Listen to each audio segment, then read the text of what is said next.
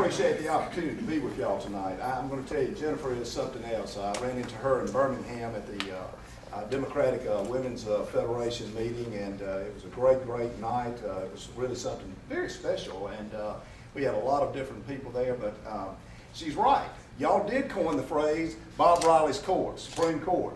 And in fact, after I'd heard it several times, Helen's talked to me and on the Facebook and uses that term, and then and Jennifer used it, and the next week we were planning out our last brochure, our little card here and everything, and we decided, well, we couldn't, we weren't, the Republican court wasn't selling that well. I mean, you know, in other parts of the state, Republicans are still loved to a great extent.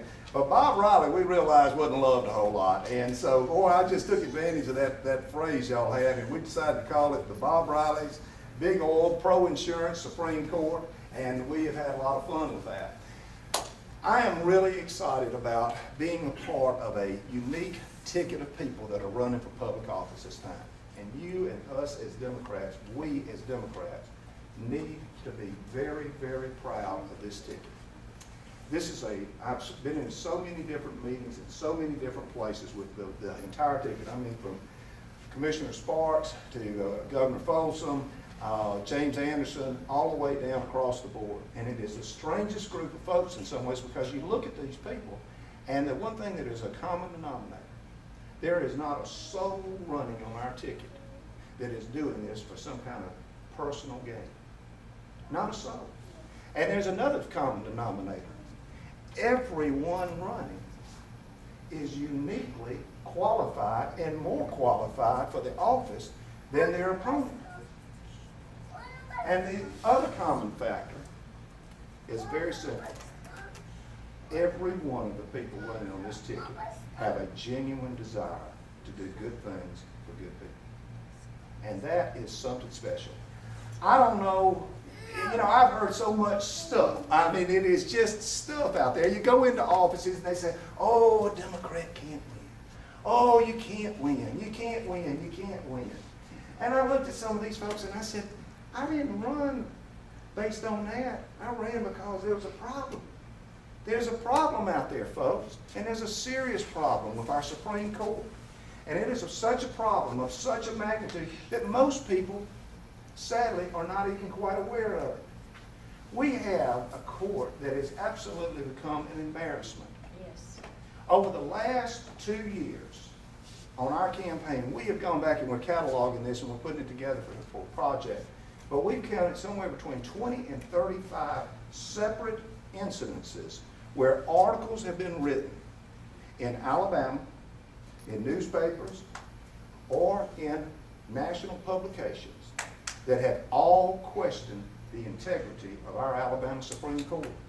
Headlines: is justice for sale in Alabama? Harper's Magazine. New Republic: is justice for sale in America? And it talks about Alabama. You see reports after reports talking about the enormous amount of money being spent in these judicial elections, and questions coming up about such cases as the Exxon case that caused people in the legal community to question what is going on. That wasn't the law when you had the case. How is it that you're now changing the law to protect this huge mammoth of a corporation that went out and stole money from the citizens of this state? And that's what they did. They went and protected it. And people say, well, is there a link between that and saving, and their ability to save billions of dollars for an Exxon, and the link between money and elections? And I think that is a legitimate question.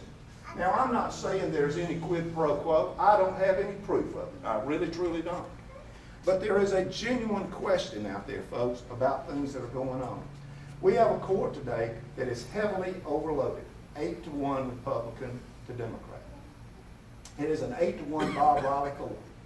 It is an 8-to-1 court that over the last several years has put out decision after decision that's turned its back on everyday, regular Alabamians and put the emphasis toward protecting big mammoth corporations. You know what I'm talking about. You see it every day in the practice of law. We see it. And it is one of these things where you see judicial activism at its worst. Now, we've got a unique ticket of people running for the Alabama Supreme Court. and the Court of Civil Appeals with Deborah Bell Pastor.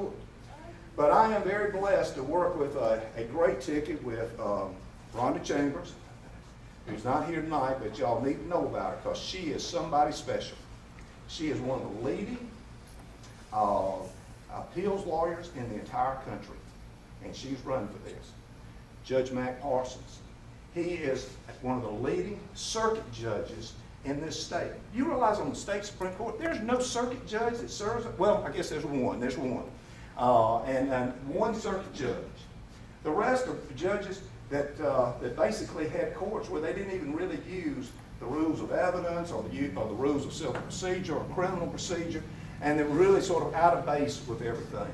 But he brings a lot to this ticket, and he's certainly 10 times, 100 times, 1,000 times more qualified than his opponent. Now, we're sort of fortunate, Judge and I have a little bit of a commonality against our opponents. Both of our opponents rank right at the bottom on production of their work, on turning out opinions. Right at the bottom. His opponent ranks dead last. He's so pitiful, he don't turn in his homework on time. He don't turn in his homework at all. It is pitiful. Mine rarely gets his in. And he does if he did too good of homework. It's sort of pitiful. And it really is something that we've seen out there. And we have two people that truly, I believe, have flunked their test. If there was a retention vote for judges, both of these two judges need to go. It's just that simple. They flunked the test because they don't work. They flunked the test on the votes they've made, and they flunked the test because they've allowed our court to be embarrassed. The question of integrity is so bad that the Birmingham News today ran one more editorial questioning the integrity of the Alabama Supreme Court. Folks, we've got to get our court back. I'm running solely because I was embarrassed with this court. It bothers me. It sincerely bothers me because, you know what? I love the law. I really, truly do. And I believe in our legal system. We need to have a strong, robust, independent judiciary that's not controlled by the executive branch or controlled by special interests. It needs to be a place when you go in there, you are certain that you are going to be treated equally and that the law will have meaning and that there's not going to be a system of favoritism. And today, there is quite suspect. We hear it over and over in cases where they say, well, you might win on the trial court level, but we got a backstop in Montgomery. You know what I'm talking about here. In every big mediation, they talk about their backstop in Montgomery. You hear insurance adjusters use that term. Something is wrong. I hope that y'all will get fired up for this. This is an election and it's a race that a lot of people don't know much about. It's not sexy. It's just not, you can't get a job out of the thing, you know, whatever it is. You can't get a road built to your house. You know, but it is something that is so fundamental. It is so fundamental in our democracy. We must have a judiciary that is truly fair and based on integrity. It must be a place where everyone can go in and be treated equally. And that's why 3 of us are running for this court. And I know this it drives each of us as we go in this. We're going into this thing. I come from a trial experience. I'll be probably the only one on the court that's been a real basic lawyer to a great extent out of this bunch that's up there now. I've been a small town lawyer in Wetumpka, Alabama, and in Montgomery for all my career. But I've had a pretty successful career, and have even been recognized by my professional association and my group as president of the Alabama Trial Lawyers. And in my course of my career, I probably have handled about every type of case a lawyer can handle. I've done criminal cases. I've tried criminal jury trials. I've tried civil jury trials. I've tried civil bench trials. I've done workers' comp cases. I've represented injured workers. I've represented employers. I've represented small business people.